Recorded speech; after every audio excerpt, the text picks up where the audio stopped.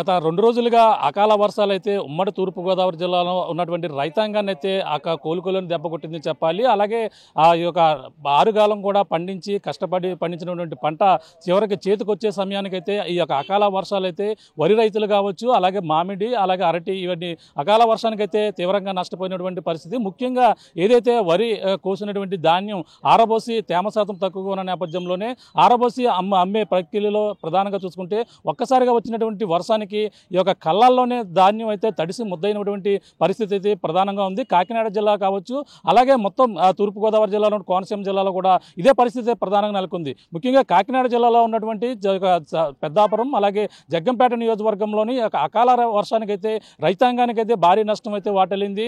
ముఖ్యంగా కళ్ళాల్లో ధాన్యం భారీ ఎత్తున ఉండిపోయిన నేపథ్యంలోనే తడిసి ముద్దైనటువంటి పరిస్థితి ప్రధానంగా ఉందని చెప్పాలి. ప్రస్తుతం మనం జగ్గంపేట నియోజకవర్గంలో ఉన్నటువంటి కాట్రాపల్లిలో గ్రామంలో ఉన్నాం. ఇక్కడ రైతాంగం పూర్తిగా నష్టపోయినటువంటి పరిస్థితి మనం చూడొచ్చు. ఒకసారి కళ్ళాల్లో ధాన్యం ఏ విధంగా ఇక్కడ ఆరబోస్తున్నారో మొత్తం అన్నీ కూడా గత కొన్ని రోజుల నుంచి కూడా ఇదే కోత కోసిన తర్వాత తేమ శాతం ఉన్న నేపథ్యంలోనే వాటిని ఆరబోసి అమ్మే ప్రక్రియ నేపథ్యంలో ఒక్కసారిగా అకాల వర్షం వచ్చి ఈ విధంగా తడిసి ముద్దైనటువంటి పరిస్థితి ఉంది. బరకాల తార్బాలను వేసినప్పటికీ వాటిని అన్ని కూడా కొన్ని ప్రాంతాలలో కొంతవరకు మాత్రమే వాటిని అయితే సంరక్షించుకునే పరిస్థితి ఉంది. కానీ ఈ నేపథ్యంలోనే భారీ ఎత్తున తడిసిపోయినటువంటి ధాన్యం కూడా మనం చూస్తున్నాం. వారి పక్కన భారీ ఎత్తున ఇక్కడ తడిసిన ధాన్యాన్ని రైతాంగం ఏ విధంగా ఆరబోస్తున్నారో మనం చూడొచ్చు. ఈ విధంగా తడిసిపోయినటువంటి ధాన్యం చూడొచ్చు. మరి కొన్ని ప్రాంతాల్లో అయితే మొలకలు కూడా వచ్చినటువంటి పరిస్థితి మనకు కనపడుతుంది, మనం చూడొచ్చు. ఈ విధంగా తడిసి 2 రోజుల పాటు తడిసిన నేపథ్యంలోనే పైన ఉన్నప్పటికీ కింద నుంచి నీరు చెమ్మాయింపు వెళ్ళి ఈ విధంగా రైతాంగం ఏదైతే మొత్తం ధాన్యం అయితే పూర్తిగా తడిసిపోయినటువంటి పరిస్థితి మనం చూడొచ్చు. మొలకలు వచ్చినటువంటి ధాన్యాన్ని రైతులు ఈ విధంగా ఆరబోస్తున్నారు. కళ్ళాల్లోనే మొత్తం అన్ని కూడా చూస్తున్నటువంటి పరిస్థితి. ప్రస్తుతం ఈ యొక్క ప్రాంతాన్ని కూడా ఈ యొక్క సివిల్ సప్లై శాఖ మంత్రి నాదెండ్ల మనోహర్ కూడా వచ్చారు. ఈ యొక్క ప్రాంతాన్ని కూడా పరిశీలించి రైతులకు కూడా ఎటువంటి భరోసా ఇచ్చారు. రైతులతో కూడా మాట్లాడే ప్రయత్నం చేద్దాం. ప్రస్తుతం ఈ యొక్క ఎన్ని ఎకరాల్లో పంట పండించారో రైతులు ఉన్నారు, మాట్లాడే ప్రయత్నం చేద్దాం. చెప్పండి, మీరు ఎన్ని ఎకరాల్లో పంట పండించారు? వర్షం ఎన్ని రోజులు వర్షం వచ్చి తడిసిపోయింది?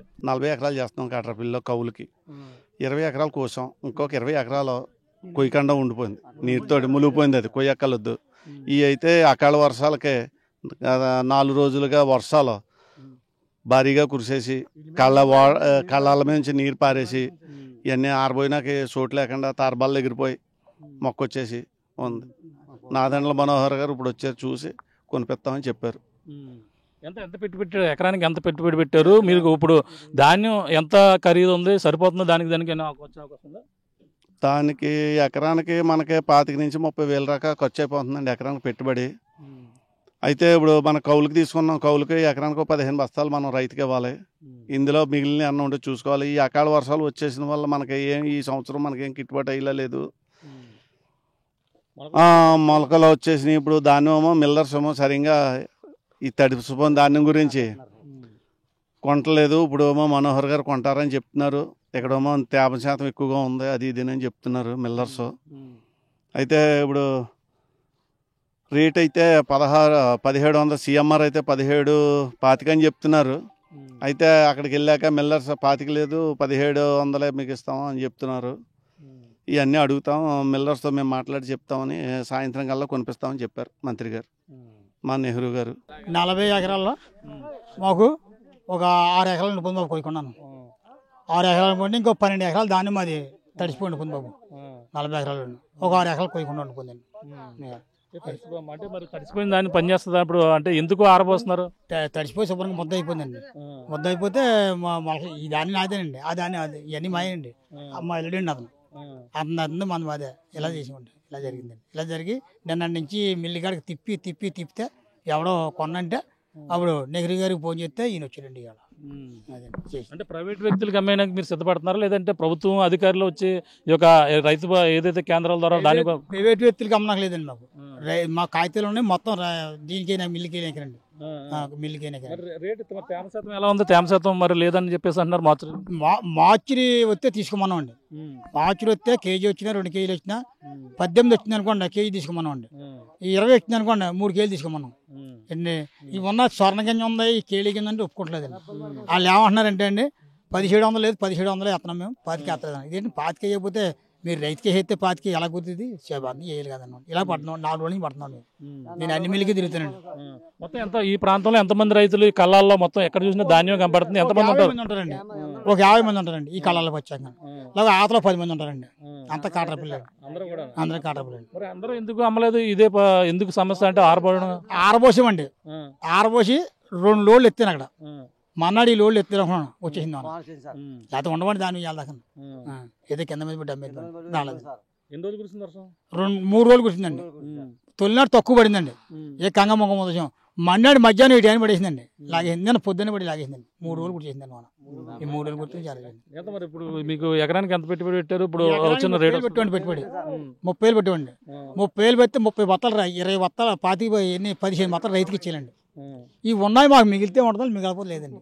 అదే జరిగిందండి. మరొక రైతు ఉన్నారు, చెప్పండి మీ సమస్య ఏంటి? మొలకలు కూడా వచ్చినట్టున్నాయి. మీకు ఎన్ని ఎకరాలు వేసారు? మాది ఒక 20 ఎకరాలు సార్. మొలకలు వచ్చి చాలా ఇబ్బంది పడుతున్నాం సార్. మాకు రైతులు ఎకరా 30,000 అయిపోయింది సార్. అంటే మిల్లర్లో ఎవరో కొనలేదు సార్. ప్రభుత్వం ఏమైనా కొంత ఆదుకుంటుందని చూస్తున్నాం సార్. మరి ఇప్పుడు వచ్చారు నాదన్ మోహన్ గారికి మీ సమస్య చెప్పారా మీరు? చెప్పాను సార్. జగన్ నెహ్రూ గారికి, మినిస్టర్ గారికి అందరికీ చెప్పాను సార్. కొంటారు 5 గంటల లోపల మీకు అన్ని ఎత్తేస్తాం అన్నారు సార్. ఎంతమంది నిజం చూద్దాం సార్.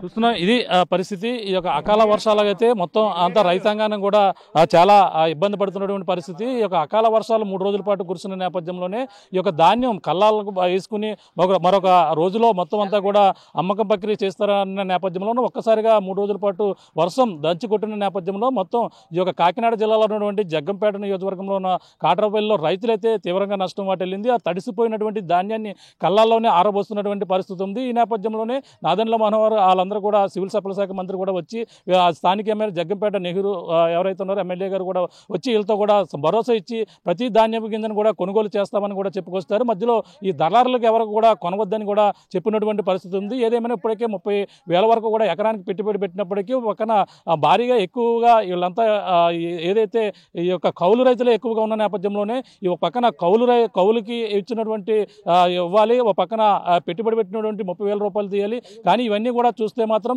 రేటు సరిగా కిట్టడం లేదంటూ కూడా ఆవేదన వ్యక్తం చేస్తున్నారు. ఈలోగా అకాల వర్షాలు వచ్చి ఈ యొక్క పంట చేతికొచ్చి ఈ విధంగా వస్తుందన్న నేపథ్యంలోనే ఈ విధంగా కోలుకోలేని దెబ్బ కొట్టిందంటూ కూడా రైతాంగం మొత్తం కూడా ఆవేదన వ్యక్తం చేస్తున్నారు. ఈ విధంగానే ఉమ్మడి తూర్పుగోదావరి జిల్లా వ్యాప్తంగా కూడా ఈ యొక్క రైతాంగాన్ని అయితే ఈ యొక్క అకాల వర్షాలు అయితే ధాన్యం రైతులను ముఖ్యంగా కోలుకోలేని దెబ్బ కొట్టిందని చెప్పాలి. ఏదైనా ఇప్పుడు అంతా కూడా కాకినాడ జిల్లాలో సివిల్ సప్లై శాఖ మంత్రి నాదెండ్ల మనోహర్ పరిశీలించి రైతాంగానికి అయితే ధైర్యాన్ని నింపే ప్రయత్నం అయితే చేస్తున్నప్పటికీ రైతులు మాత్రం ఈ యొక్క ధాన్యాన్ని పూర్తి స్థాయిలో అధికారులు కొనుగోలు చేస్తారా చేయరా అనేది కూడా అనుమానాలు అయితే వ్యక్తం చేస్తున్నటువంటి పరిస్థితి ప్రధానంగా ఉందని చెప్పాలి. ఇది కూడా తాజా పరిస్థితి. కెమెరామెన్ అనిల్తో ప్రకాష్, RTV, జగ్గంపేట నియోజకవర్గం నుంచి. మరిన్ని వీడియోస్ కోసం ఛానల్ ని సబ్స్క్రైబ్ చేయండి. లేటెస్ట్ అప్డేట్స్ కోసం వాట్సాప్ ఛానల్ ని ఫాలో అవ్వండి. ఆ లింక్ డిస్క్రిప్షన్ లో ఉంది.